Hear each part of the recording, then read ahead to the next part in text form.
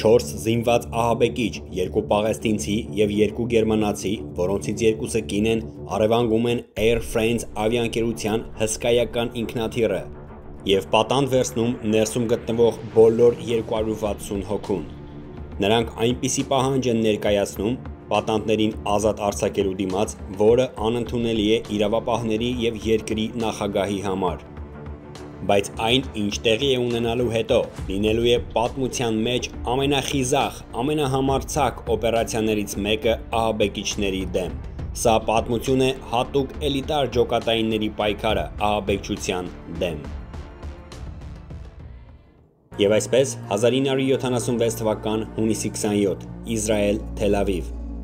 Բեն Գուրիոնի միջազգային օդանավակայանից Air France ավիաընկերության չվերթ 139 պատրաստվում է թռիչքի դեպի Աթենք, որտեղից էլ Փարիզ։ Սա սովորական տարանցիկ թռիչք էր Թել Ավիվից դեպի Փարիզ մեկ ընդմիջումով։ Առավոտյան ժամը 11-ին Airbus A300-ը օդ է բարձրանում Բեն Գուրիոնի օդանավակայանից։ Ամեն ինչ նորմալ է։ Մոտ 2 ժամ անց օդանավավայրեջք է կատարում Աթենքի միջազգային օդանավակայանում, որտեղ պետք է միանային նոր ուղևորներ։ Բայց հենց այստեղ օդանավ նստող ուղևորների շարքում լինում են մարդիկ, ովքեր բոլորովին այլ պլաններ ունեն։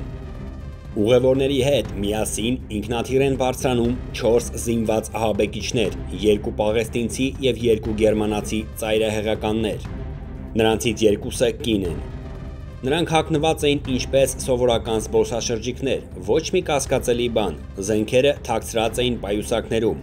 Նրանք առանց որևէ դժվարության անցնում են օդանավակայանի հսկողությունը, առանց ստուգման, առանց կասկածանքի և հայտնվում են ինքնաթիռում։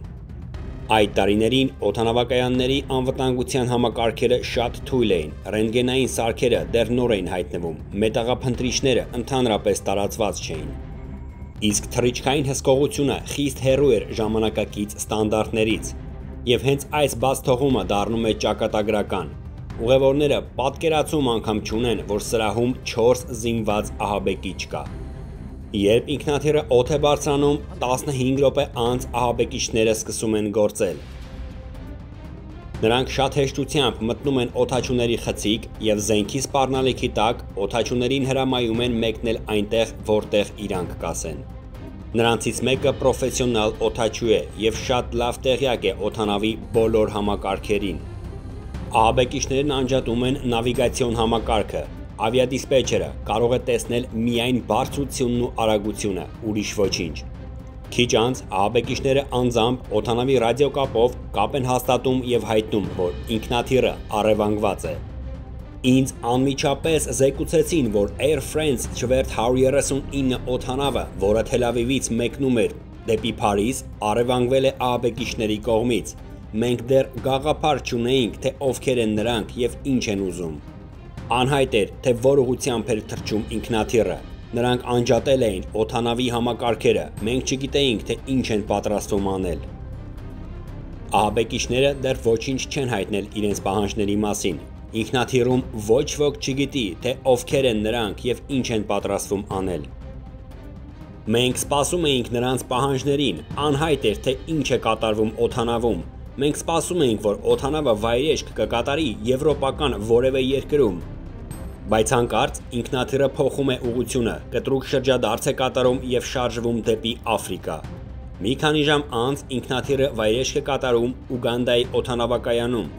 Ուգանդան պետություն է Աֆրիկայում, որի նախագահը և պաշտպանության նախարարը միևնույն մարդն է՝ Իդի Ամինը, մի բռնապետ, ով ոչ միայն չկանգնեցրեց ահաբեկիչներին, այլ բացահայտ կերպով աջակցում էր նրանց։ Նա թույլ տվեց, որ Ուգանդայի պետական օդանավակայանը դառնա ահաբեկիչների հսկողության գոտի։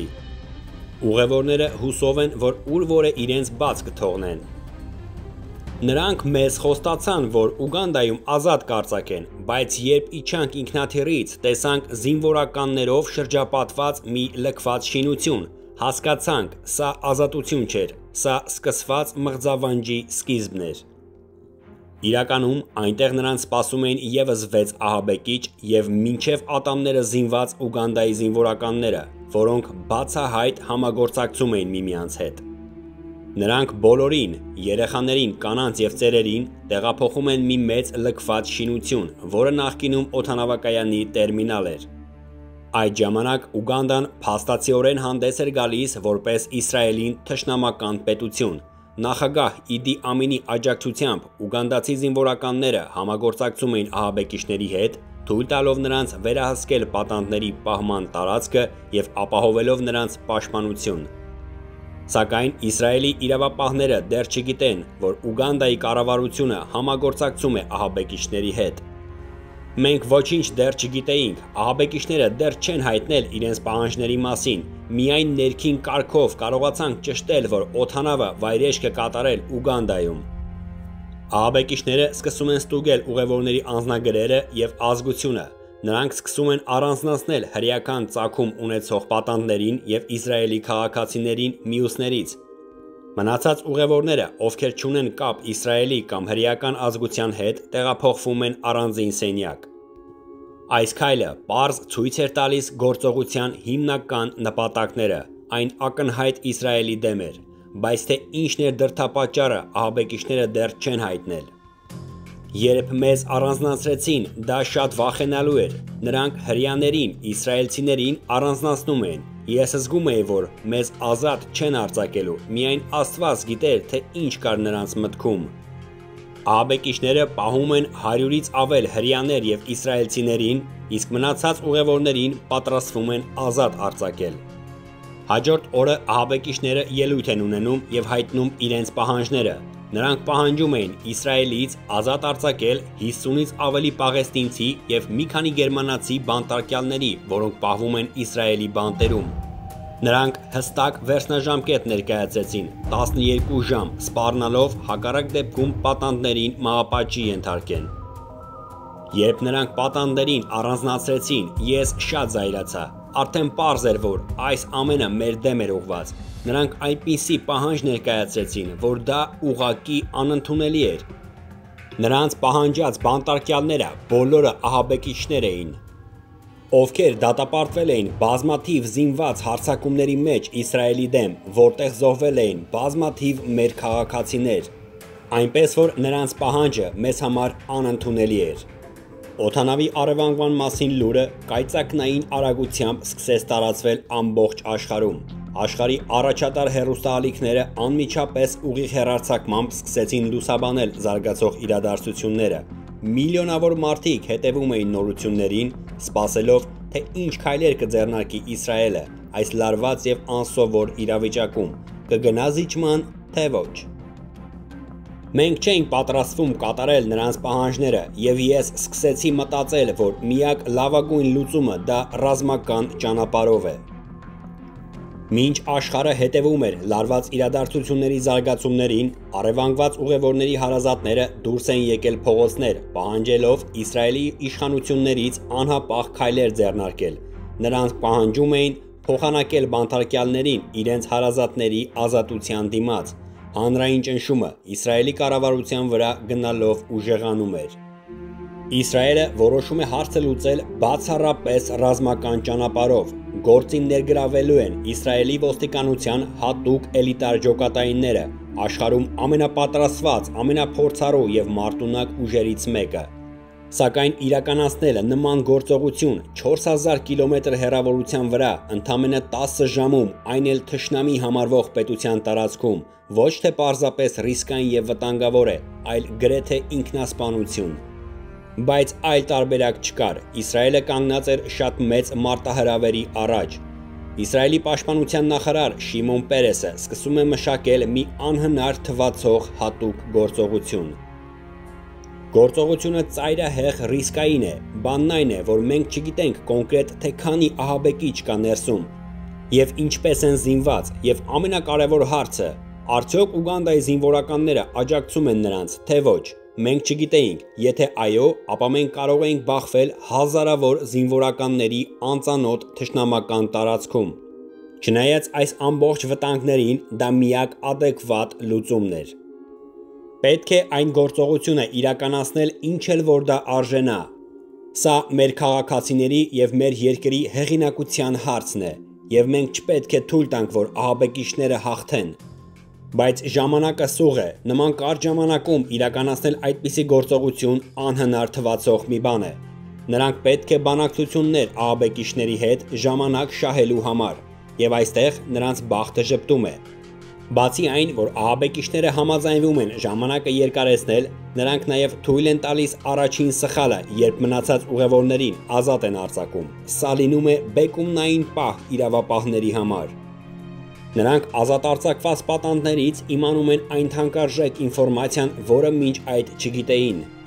Նրանք պարզում են հստակ շինության տեղը, որտեղ պատանդներն են պահվում, ահաբեկիչների քանակը եւ զենքերի տեսակը։ Նրանք զինված են կալաշնիկով տեսակի ինքնաձիգերով եւ ձեռքի նռնակներով։ Ինչպես նաև Իսրայելը իմանում է, որ Ուգանդայի զինվորականները իրոք աջակցում են ահաբեկիչներին։ Սա լինում է բավական ինֆորմացիա փորձառու հակաահաբեկչական ջոկատայինների համար։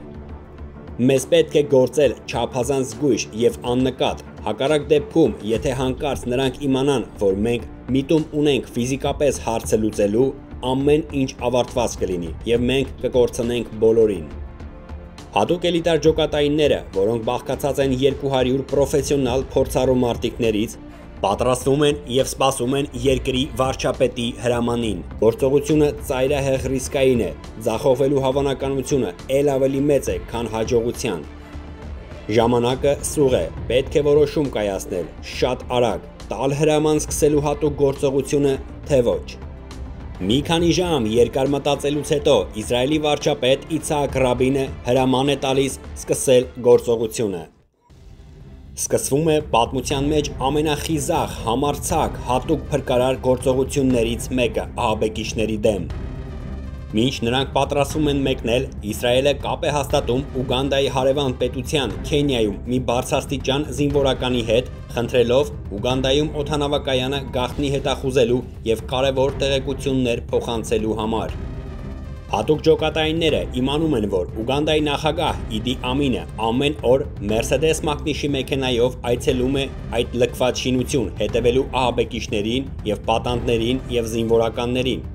որպեսզի հատուկ ջոկատայինները կարողանան աննկատ մոտենալ լքված շինությանը։ Նրանք որոշում են իրենց հետ տանել նույն մոդելի սև Mercedes, ինչով Իդի Ամինը շրջում է։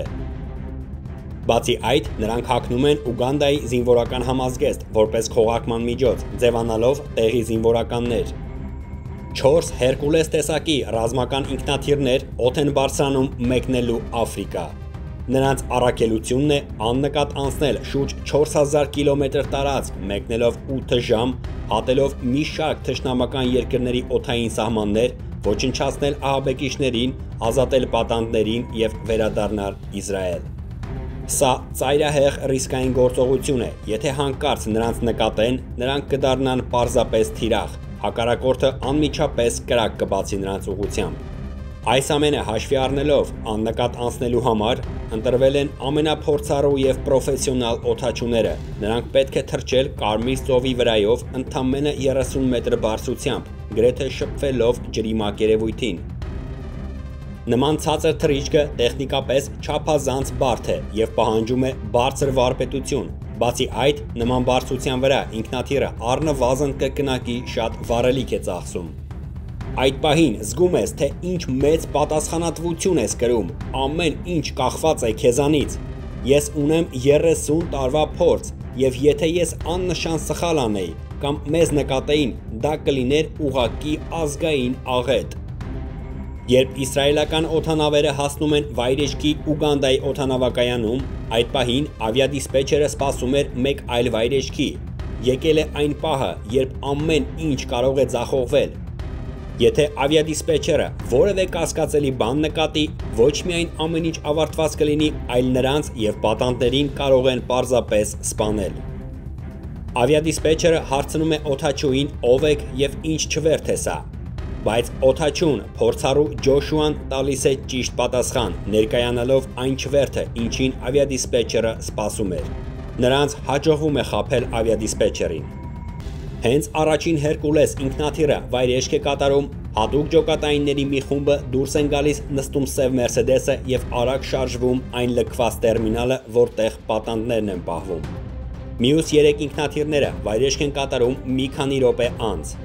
Պլանը հետևյալն է. մի խումբը պետք է չեզոքացնի օդանավակայանի տարածքում տեղակայված Ուգանդայի զինվորականներին, մյուսը ներխուժի լքված շինություն ազատելու և դուրս բերելու պատանդներին, իսկ երրորդը պահուստային էր, պատրաստ արձագանքելու ցանկացած անսպասելի դիմադրության։ Սա միաժամանակյա բազմակողմանի հարձակման գործողություն է։ Ցանկացած սխալ կամ ուշացում կարող է հանգեցնել ճակատագրական ավարտի։ Գործողությունը պետք է կատարվի ամբողջությամբ անակնկալ կերպով։ Նրանք ամբողջությամբ քողարկված են որպես տեղի զինվորականներ և մոտենում են շինությանը նույն Mercedes մեքենայով, որով երթևեկում էր նախագահը։ Երբ մենք մեքենայով մոտեցանք շինությանը, երկու զինվոր դուրս եկան մեր առջև և հասկացրեցին, որ կանգ առնենք։ Սովորաբար նրանք նախագահական մեքենան չէին կանգնեցնում։ Բայց նրանց կանգնեցնում են և անակնկալի գործոնը չի ստացվում։ Այդ պահին ես ասացի. ահաբեկիչների ոչնչացման օպերացիան սկսված է։ Եվ սկսվում է հրաձգությունը։ Անակնկալի գործոնը չստացվեց, անմիջապես սկսվեց հրաձգություն, իսկ շինությանը հասնելուն դեռ 200 մետր կար։ Այս պահից սկսած մենք չգիտեինք, թե ինչով կավարտի այս ամենը։ Ժամանակը սկսում է գործել ի վնաս նրանց։ Պետք է հնարավորինս արագ ներթափանցել շենք և հասնել պատանդներին, քանի որ կրակոցի ձայները լսելուն պես ահաբեկիչները կարող են անմիջապես կրակ բացել պատանդների վրա։ Երբ ես ներս մտա շինություն, երկու զինված ահաբեկիչ դուրս եկան անմիջապես իմ առջև, բայց ես հասցրեցի առաջինը կրակ բացել և միաժամանակ երկուսին էլ տեղում ոչնչացրեցի։ Պատանդները լսում են կրակոցները, բայց չգիտեն ովքեր են և ինչ է կատարվում։ Ընդամենը մի քանի րոպեում մարտն ավարտվում է, բոլոր ահաբեկիչները ոչնչացված են։ Հատուկ ջոկատայինները վերջապես հասնում են պատանդներին, սակայն դեռ պետք է համոզվել, արդյոք պատանդների թվում չկա քողարկված ահաբեկիչ։ Սկզբում մենք գաղափար չունեինք, թե ովքեր են նրանք։ Կրակոցների ձայները լսելուց հետո մենք վստահ էինք, սա մեր վերջն է, հիմա մեզ վրա կրակ կբացեն։ Նրանք անմիջապես բարձրախոսով հրաման են տալիս բոլորին պառկել և չշարժվել, որ հասկանան, մնացել է ահաբեկիչ, թե ոչ։ Հենց այդ պահին պատահական սպանվում է մեկ պատանդ։ Իմ հրամանից հետո նա փորձեց կանգնել և մենք մտածեցինք, որ նա ահաբեկիչ է և որ նրա մոտ կա պայթուցիկ սարք, և նրա ուղղությամբ կրակ բացվեց։ Հիմա նրանց պետք է հնարավորինս արագ հեռանալ, քանի դեռ նախագահ Ամինը չի եկել։ Հատուկ ջոկատայինները նաև պայթեցնում են Ուգանդայի զինվորական ավիաբազայի ինքնաթիռները, որ նկատելու դեպքում չկարողանան իրենց վնասել։ Օդաչու Ջոշուան պատրաստ սպասում է թռիչքուղուն։ Երբ բոլորը նստում են ինքնաթիռ, սկսվում է անձնակազմի հաշվարկ, համոզվելու, որ բոլորը տեղում են, բայց մեկ հոգի պակաս է։ Խմբերից մեկի հրամանատար Յոնաթան Նեթանյահուն, ով ներկա ժամանակվա Իսրայելի նախագահ Բենյամին Նեթանյահուի ավագ եղբայրն է, զոհվում է Ուգանդայի զինվորի կողմից արձակած կրակոցից։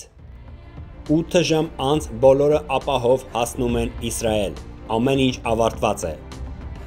Սա հատուկ ջոկատայինների պայքարն էր ահաբեկչության դեմ, որն ավարտվեց փայլուն հաջողությամբ։ Այն դարձավ աշխարհի ամենահայտնի հակաահաբեկչական գործողություններից մեկը։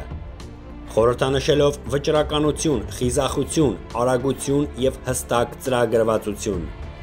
Բարեկամներ, շնորհակալություն ուշադրության համար, կհանդիպենք ցտեսություն։